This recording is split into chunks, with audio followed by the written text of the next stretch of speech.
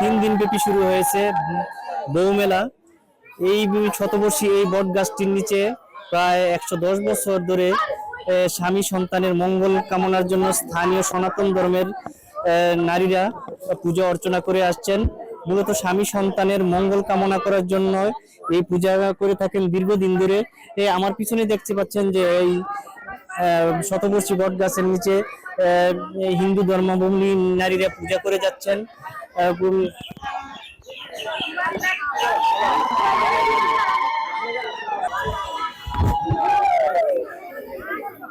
বিভিন্ন বয়সের নারীরা এই পূজায় অংশ নেন। শতবর্ষী এই বট গাছটিকে স্থানীয় সনাতন ধর্মীতে সিদ্ধেশ্বরী দেবী বলে আখ্যায়িত করেন। পূজা উদযাপন কমিটির সভাপতি নীলোৎপল আলী যেমনটা বলছেন যে শুরুর দিকে এখানে পুরুষরা আসতো, তবে এই পূজা শুধুমাত্র নারীদের জন্য উন্মুক্ত ছিল। জামাইদের নিমন্ত্রণ করা হতো, তারা মেলায় আসতেন, তবে তারা পূজায় অংশ নিতেন না। তখন থেকে এখানে এই মেলা বউ মেলা নামে হিসেবে পরিচিত হয়। নববর্ষের প্রথম দিকে দেশবাসীর মঙ্গল কামনায় এই পূজার আয়োজন করা হয়। পূজার পরপরই শুরু হয় 3 দিন ব্যাপী মেলা।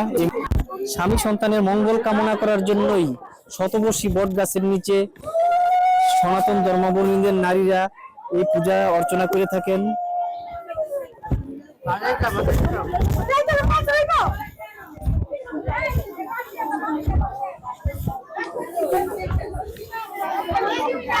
এই পূজাকে কেন্দ্র করে 3 দিন ব্যাপী বউ মেলা অনুষ্ঠিত হয়।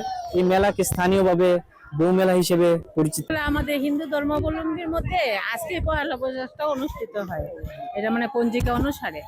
তো গত যে দুধ ঢাললাম, তো ফল দিলাম, এই তো মানে পরিবারের মঙ্গলের জন্য, সবার মঙ্গলের জন্য, সন্তানের মঙ্গলের জন্য এই পূজাটা করে থাকি আর কি।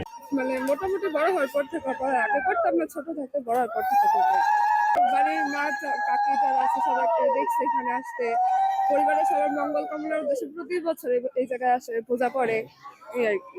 কালী মন্দির যেটা হলো এই বট গাছের মধ্যেই উনি নিরাকার রূপে ওনাকে এখানে পূজা অর্চনা করা হয়। আর এটা প্রায় 110 বছরের উপরে এটা চলছে। জমিদার এরা ছিলেন যে সব জায়গায় তো এই যে পুরুষ মহিলা সবাই পূজাতে মেলা করে, কিন্তু এই মেলাটাতে যাতে শুধু মহিলারা বউরা এলাকার এরা অ্যাটেন্ড করতে পারে, তার জন্য এই মেলাটার নাম তখন থেকে নাম হলো যে বউ মেলা।